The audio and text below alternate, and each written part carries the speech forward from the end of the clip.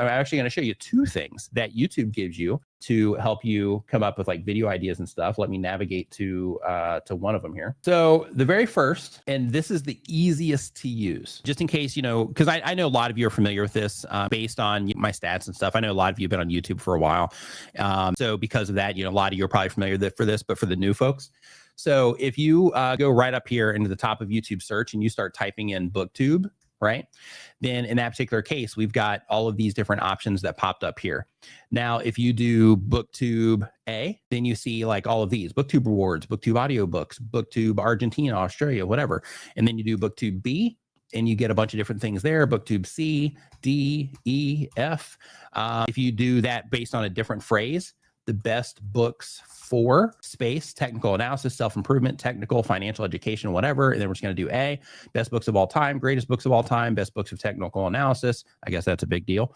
Best books about money, psychology, and marketing. And same exact thing. B, beginners. Trending books for beginners, chess books for beginners. You get the idea. But you just keep reworking that, and then YouTube's going to give you a bunch of different options. The only difference here is that when it comes to the idea of this type of thing, like, it's great for just helping you stay on track with making content that you know that people are interested in when it comes to what it is that you're doing. Always experiment, always, you know, try to introduce new stuff when you can, but these are things that people are proven to be interested in.